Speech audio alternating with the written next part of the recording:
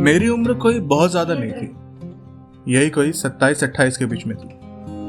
कम से कम मुझे तो अपनी उम्र ज्यादा नहीं लगती। जिस लड़की से पिछले 5 साल से प्यार करता था, उसकी अभी 6 महीने पहले ही शादी हो गई। साथ घूमना, शॉपिंग करना, फिल्में देखना, कभी कभार साथ में रुक जाना, कभी कभी बहुत नाराज हो जाना। जैसा कि आजकल के लड़के लड़कियां प्यार में फील करते हैं, वैसे ही फील करते करते उसके साथ 5 साल बीत गए, पता ही नहीं चला। नहीं, ऐसा कोई रिग्रेट नहीं है मुझे। We had a good time. उसे भी कोई रिग्रेट नहीं था। बेसिकली वो अपनी शादी को लेकर शुरू से ही बहुत एक्साइटेड थी, वो चाहे मुझसे होती या फिर किसी और से। जाने से पहले उसने वही बोला जो हिंदुस्तान की करीब करीब हर लड़की बोलती है, अपना ख्याल रखना और अपनी शादी में पक्का बुलाना मुझे, और प्रॉमिस करो कि तुम भी जल्दी शादी कर लोगे और मेरी शादी में पक्का आओगे ना। ये ऐसी बात है जिसका कभी भी कोई सही जवाब नहीं हो सकता सिवाय हाँ के। मैंने भी यही किया, हाँ किया। आखिरी बार उसके होठों पर अपने निशान छोड़े। अपने होठों पर उसके निशान लेकर हम दोनों एक दूसरे के कान में आखिरी बार लव यू और लव यू टू बुदबुदाए। कायदे से घर आकर मुझे उस दिन खूब दारू पीनी चाहिए थी, लेकिन ऐसा कुछ मूड नहीं किया। बस थोड़ी देर तक लैपटॉप पर उसकी फोटो देखता रहा।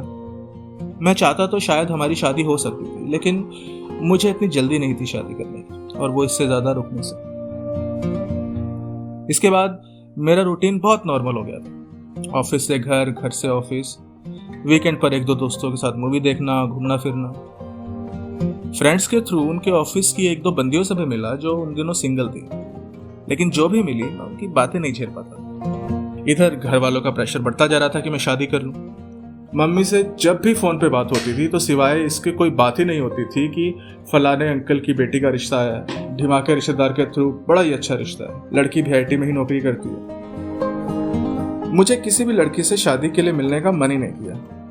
घर वाले भी साल 6 महीने कहते कहते थक गए। एक दिन अपनी ईमेल चेक कर रहा था तो देखा मेरी बहन ने मेरी प्रोफाइल मैट्रिमोनी की साइट पर बनाकर मुझे उसका यूजर नेम और पासवर्ड भेजा है।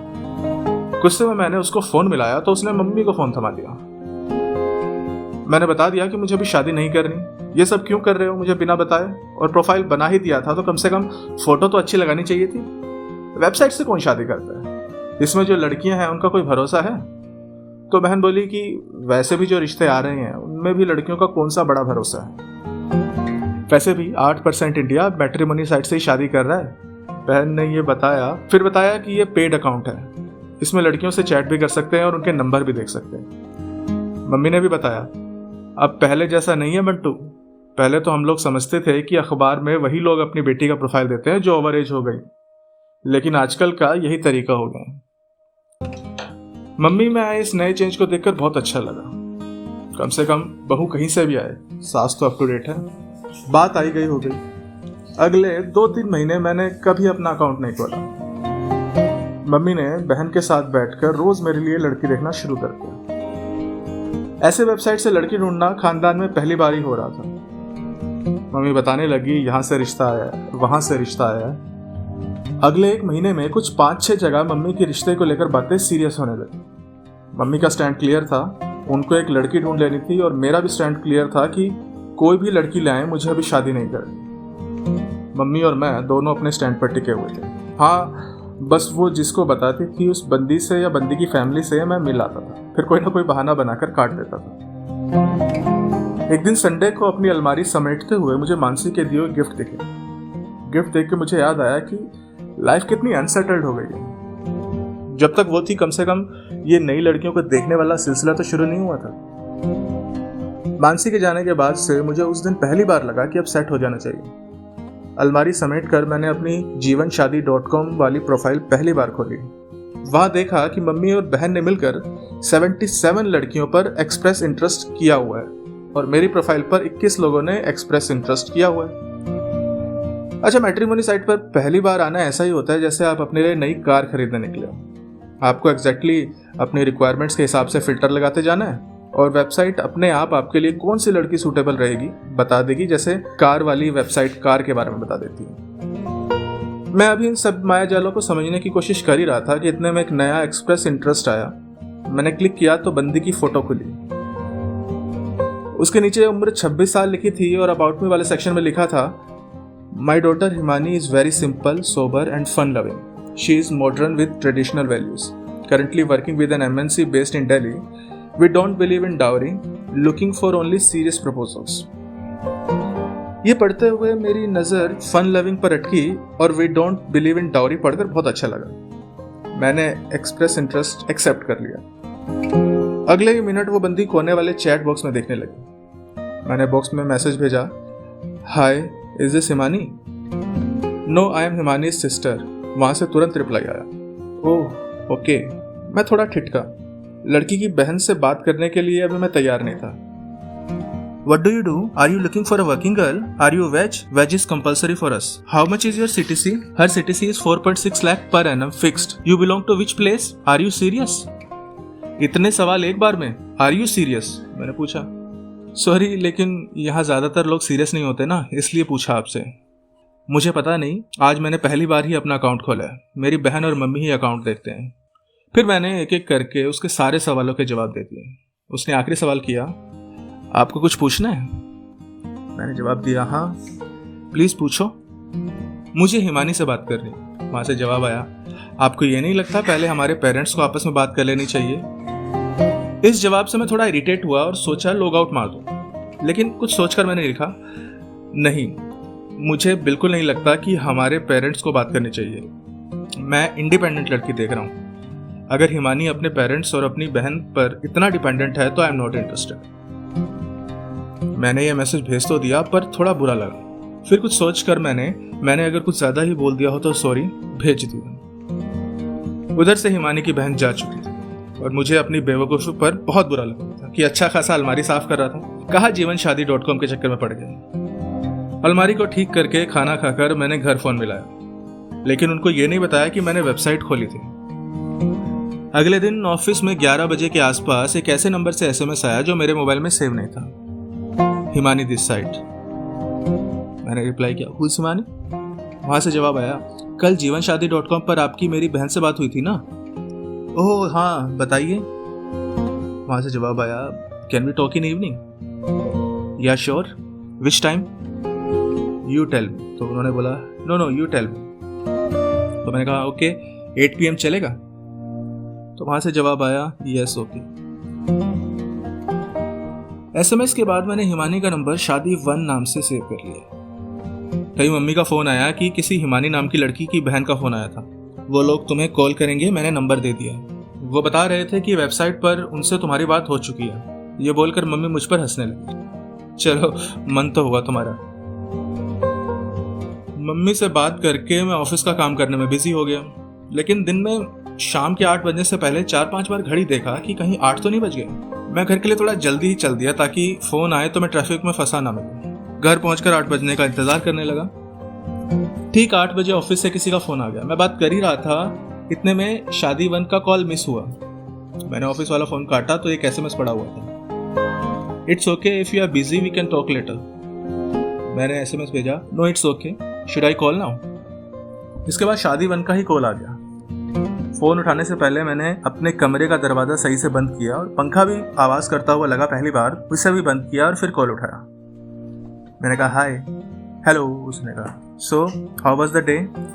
मैंने बात शुरू करने के लिए पूछा। बड़ा ही अजीब हो जाता है ऐसे किसी बंदी से बात करना जो आने वाले कल में आपकी बीवी हो सकती है। आपको पता है कि आपको शुरू तो 0 से ही करना है, लेकिन इस बार आपको जान पहचान से दोस्ती वाली और दोस्ती से प्यार वाली सीढ़ी पार नहीं करनी। ये वैसा ही है जैसे किसी टूर्नामेंट में कोई टीम सीधे फाइनल खेलने के लिए उतरे और उससे पहले कोई प्रैक्टिस मैच भी खेलने का मौका ना मिला। खैर हमारी बात शुरू हुई। बात करते करते कब 8 से 10 बज गए पता ही नहीं चला। मानसी के जाने के बाद से उस दिन पहली बार मैंने 2 घंटे तक फोन पर बात की थी। दुनिया भर की बातें हुई। मम्मी ने उसको मेरा घर का नाम बंटू भी बता दिया था। बातों से वो बहुत बिंदास लगी, बिल्कुल modern with traditional values type. Phone रखने से पहले उसने कहा, मुझे एक बात बोलनी है जिसको बोलने के बाद शायद आप मुझसे बात करने से मना कर दो। मैंने जवाब दिया, बात तो बोलो। एक्चुअली कल वो चैट पर मेरी बहन नहीं थी, तो I am sorry for this, लेकिन ये वेबसाइट्स का कोई भरोसा नहीं होता ना, एक से एक लफंगे मिल जाते हैं। एक बार तो एक शादीशुदा बंदा बात करता रहा, बहुत झेल चुकी है। इसलिए करना पड़ता है। I hope you don't mind this. Actually मुझे वो आपकी इंडिपेंडेंट लड़की वाली बात बहुत ही अच्छी लगी। आप अभी भी बात करेंगे मुझसे? हालांकि उसकी इस बात पर इतना भी बुरा नहीं लगा मुझे, बात सही भी थी। इन वेबसाइट्स का कोई भरोसा थोड़े है। मैंने कहा, अरे आप इतना मत सोचो, it was nice talking with you, thanks, same here. इतना कहकर हम दोनों ने फ़ोन काटने से पहले कहा, पहले तुम रखो। नहीं, पहले आप रखिए। खैर किसने फ़ोन पहले रखा था ये अब मुझे याद नहीं, लेकिन फ़ोन रखने के 20-25 मिनट बाद उसका टेक केयर गुड नाइट का SMS आया, जिसका जवाब मैंने सिर्फ गुड नाइट लिखकर भेज दिया। बातें रोज़ 8 बजे शुरू होती। शुरू में 2-4 दिन 10 बजे बातें ख़त्म हो जाती थी। हफ्ते भर में ही फ़ोन पर 12 बजने लगे। इस दौरान मुझे मानसी की याद कभी नहीं आई। जब हम एक दूसरे को ठीक ठाक जान गए तो सोचा कि मिलते हैं। मुझे एक हफ्ते बाद दिल्ली जाना था तो मैंने हिमानी से मिलने के बारे में पूछा। वो रेडी हो गई। वो बोली कि घर वालों से भी मिल लो। मैंने कहा मिल लेंगे, एक बार पहले हम तो मिल लें। उसने अपने घर पे बताया नहीं कि वो किसी लड़के से मिलने जा रही है। मैंने भी अपने घर पर नहीं बताया कि मैं दिल्ली किसी लड़की से मिलूंगा। आपने किसी की तस्वीर कितनी भी बार देखी हो, लेकिन सामने वाले बंदे या बंदी की शक्ल बिना मिले साफ नहीं होती। फोन पर बात करते हुए हम दोनों को एक दूसरे का धुंधला चेहरा ही दिखता था। पहली बार मैं किसी लड़की से उसके घर वालों के बिना शादी के लिए मिल रहा। हम सुबह 11 बजे राजीव चौक पर मिले। मिलने के बाद बहुत देर तक हम एक दूसरे की तस्वीरों को पूरा करते रहे, जो कि वेबसाइट से थोड़ी बहुत अलग थी। आप तो बिल्कुल भी वैसे नहीं दिखते, हिमानी ने थोड़ा चौंकते हुए कहा। आप भी वेबसाइट से बुरा लगता हूँ क्या? मैंने हंसते हुए पूछा। नहीं नहीं, बिल्कुल नहीं, उससे तो बहुत अच्छे हो आप। और मैं वेबसाइट वाली फोटो जैसी लगती हूँ ना? नहीं बिल्कुल नहीं, उससे बहुत अच्छी, मैंने जवाब दिया। दिन भर कभी यहाँ तो कभी वहाँ घूमते रहे। उसने मुझे अपने कॉलेज का कैंपस दिखाया, कई सारे जॉइंट्स दिखाए जहाँ जहाँ वो अपने फ्रेंड्स के साथ आती है। शाम तक घूम के हम बहुत थक चुके थे। फिर हमने कोई फालतू सी मूवी का टिकट लिया और हॉल में आकर बैठ गए। टिकट मैंने बहुत दिनों के बाद लिया था, लेकिन मानसी वाली आदत छूटी नहीं थी, साइड कॉर्नर वाली आदत। मूवी के दौरान भी हमारी बातें होती रही। हालांकि वो पहली बार मेरे इतना क्लोज थी, लेकिन मेरी हिम्मत ही नहीं कि मैं उसका हाथ भी पकड़ पाऊँ। थोड़ी देर बाद जब हमारी बातें खत्म हो गई तो उसने पता नहीं कब अपना सर मेरे कंधे पर रख दिया और मेरा हाथ पकड़ लिया। बहुत दिनों के बाद मानसी की याद आई। मूवी खत्म हुई। उसके बाद मुझे सीधे एयरपोर्ट निकलना था, वो भी आई साथ में। फ्लाइट के टाइम से पहले वो एकदम चुप हो गई, कुछ बोल ही नहीं रही थी। जब वो कुछ बोल नहीं रही थी तब मुझे लगा कि हाँ यार, ये बंदी अच्छी, इससे शादी कर लूंगा तो बहुत अच्छा रहेगा। मैंने सोच लिया था कि जाते ही मम्मी को बोल दूंगा हिमानी के घर वालों से बात कर ले। एयरपोर्ट पर अंदर घुसने से पहले न वो कुछ बोली न मैं कुछ बोला। बस पलट के थोड़ा सा आगे बढ़ा ही था कि उसने पूछा, अब कब आओगे आप? ये सुनकर मैं उसके पास आया और उसके माथे पर अपने होठों से हल्का सा गीला करके बोला, बहुत जल्द। इसके बाद शायद वो आई लव यू बोली और मैंने आई लव यू टू कहा। दिल्ली मुझे बिल्कुल भी पसंद नहीं, लेकिन उस दिन दिल्ली से जाने का मन ही नहीं कर रहा था। मैं थोड़ा और आगे बढ़कर एक बार फिर लौटा तो वो मुस्कुराई और बोली, बस अब जल्दी जाइए वरना मैं रो दूंगी। इतना बोलकर वो रो भी दी। मैं पूरे रास्ते हिमानी के बारे में सोचता रहा। बहुत दिनों के बाद बहुत अच्छा लग रहा। एक दिन की तो यादें थी अभी तक हमारे पास, लेकिन पता नहीं क्यों बार बार ऐसा लग रहा था कि हम एक दूसरे को बहुत दिनों से जानते हैं। इससे पहले कभी भी किसी बंदी से मिलकर इतनी जल्दी मेरी केमिस्ट्री मैच नहीं की थी। हिमानी के साथ भी शायद इसलिए क्योंकि हम शादी के लिए मिल रहे थे। शायद ऐसा हर एक लड़के के साथ होता होगा जब वो शादी के लिए किसी लड़की से मिलता होगा। मुझे कई बार फर्क नहीं लगता आजकल की लव मैरिज और अरेंज मैरिजेस में। दोनों में ही लड़का लड़की एक दूसरे को अच्छे से जान चुके होते हैं। अब पहले वाला हिसाब किताब तो है नहीं कि लड़के लड़कियां सीधे शादी में एक दूसरे को पहली बार मिल रहे होते हैं। अरेंज मैरिज में लड़के से ज्यादा लड़के की बहन, उसके जीजा वगैरह इंटरव्यू ले चुके होते हैं लड़की को। और वहीं लड़के के साथ भी ऐसा ही होता है। कई बार लड़की से ज्यादा लड़की की सहेलियां और जीजा इंटरव्यू ले चुके होते हैं लड़के। हाँ, जीजा दोनों साइड में कॉमन रहते हैं। हिंदुस्तान में जीजाओं की इज्जत का पैमाना यही है कि ससुराल में कोई शादी हो और तय होने से पहले उनकी राय पूछ ली जाए, वो हाँ का एकमात्र विकल्प चुने और बाजार में खबर फैला दी जाए कि लड़के के या लड़की के जीजा ने सब देख समझ लिया है। जीजा जैसे जीजा होने से पहले शादी के सीनियर कंसल्टेंट थे किसी MNC। आजकल की किसी भी शादी में जयमाला के टाइम पर जितनी आसानी से लड़के लड़कियां एक दूसरे से इशारों में बात कर लेते हैं, उसे देखकर ये जानना करीब करीब इम्पॉसिबल ही है कि शादी लव है या अरेंज्ड। मुझे भी ऐसा ही लग रहा था कि अगर मैं घर जाकर ये बोल दूं कि मुझे हिमानी से शादी करनी है तो ये मेरी लव मैरिज हुई या अरेंज्ड। मैंने घर जाते ही मम्मी को बोल दिया कि मुझे ये लड़की पसंद है, बाकी आप लोग देख लो। मम्मी ने एकदम से खुश होकर पापा को बताया। बहन और उसकी सहेलियों की तो अपनी प्लानिंग शुरू हो गई। पापा ने हिमानी के पापा से बात की। हिमानी और मैं एक बार घर वालों के सामने मिले, ऐसे जैसे पहली बार मिल रहे हैं। वो चाय लाते हुए वैसे ही घबराई हुई थी जैसे सालों से हिंदुस्तान की लड़कियां घबरा रही हैं। उसने वैसे ही सारा सामान खुद बनाया हुआ था जैसे अमूमन सारी लड़कियां बना लेती हैं। पैसा ना हमें चाहिए था ना उन्हें देना था, बस कुंडली मिलान बचा था। कुंडली मिलान हुआ, सब नॉर्मल निकला। दोनों ने चैन की सांस ली।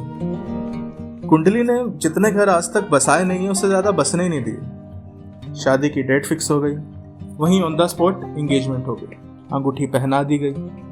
सब परफेक्ट हो रहा था। मुझे लव मैरिज वाली फीलिंग आ रही थी और हम दोनों के घर वालों को अरेंज मैरिज वाली। इन सबके बीच मुझे मानसी की कभी याद नहीं आई, जबकि एक टाइम ऐसा लगता था कि कैसे किसी और से शादी कर पाऊंगा। इस बीच हिमानी और मेरी रोज ही घंटों बातें होती थी। मैंने शादी से 1 महीने पहले ही दिल्ली ट्रांसफर ले लिया, जबकि दिल्ली मुझे बिल्कुल भी पसंद नहीं था। लेकिन अब दिल्ली आने की वजह बदल चुकी थी। वजह बदल जाए तो शहर भी बदला हुआ ही लगता है। मैंने हिमानी को मानसी के बारे में सब बता दिया था। हालांकि मैंने कभी हिमानी के पास्ट के बारे में जानने की कोशिश नहीं। हमने मिलकर शादी के बाद रहने के लिए घर फाइनल कर दिया था। शादी को करीब 1 हफ्ता बचा था और हिमानी ने मुझे शाम को ऑफिस के बाद मिलने के लिए कहा। वो बहुत रो रही थी। मैं जैसे ही उसे मिला वो मुझसे गले लगकर और जोर से रोने लगी। मेरे बहुत देर तक चुप कराने के बाद भी चुप नहीं हुई, तो मैंने ही उसका मूड हल्का करने के लिए कहा, क्या बात है, 1 हफ्ता ही रह गया शादी में, इस बात के लिए इतना क्यों रो रही हो? वो फिर भी रोती रही। करीब 1 घंटे के बाद बोली, मुझे एक बात बोलनी है, जिसको बोलने के बाद शायद आप मुझसे बात करने से मना कर दो। बात तो बोलो। मैं एक बंदे से मिली थी जीवनशादी.com के थ्रू, आपसे मिलने से पहले।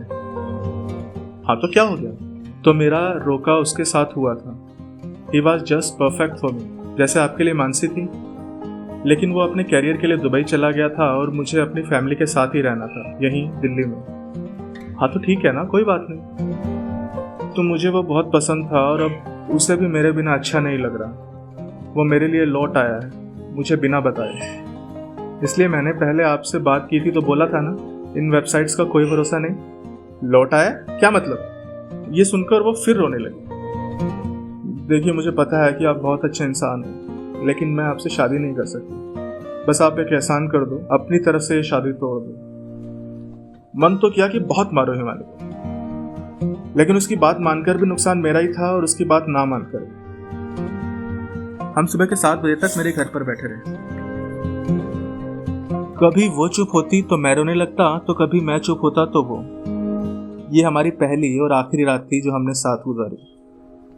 हमारी शादी की उम्र सिर्फ 1 रात थी। बिना मुकदमे के हम दोनों आजाद होकर भी उम्र भर के लिए कैद हो गए। उसने जाने से पहले बस इतना ही कहा, अपना ख्याल रखना और अपनी शादी में पक्का बुलाना मुझे, और प्रॉमिस करो कि तुम भी जल्दी शादी कर लोगे और मेरी शादी में पक्का आओगे ना? उस दिन मानसी की बहुत याद है। हिमानी के जीजा ने सभी रिश्तेदारों को SMS कर दिया कि दहेज की वजह से शादी कैंसिल करनी पड़ी। कभी कभी कुछ शहर रास नहीं आते। मैंने नौकरी बदल ली है और दिल्ली छोड़ दिया है। एक अंकल की बेटी जिसको मैं बचपन से जानता हूँ, उससे शादी कर रहा हूँ। जयमाला के समय जितनी आराम से मैं अपने होने वाली बीवी से इशारों में बात कर रहा हूँ, उसे देखकर किसी के लिए भी ये अंदाजा लगाना मुश्किल है कि ये शादी लव है या अरेंज्ड। बस इतनी सी थी ये कहानी।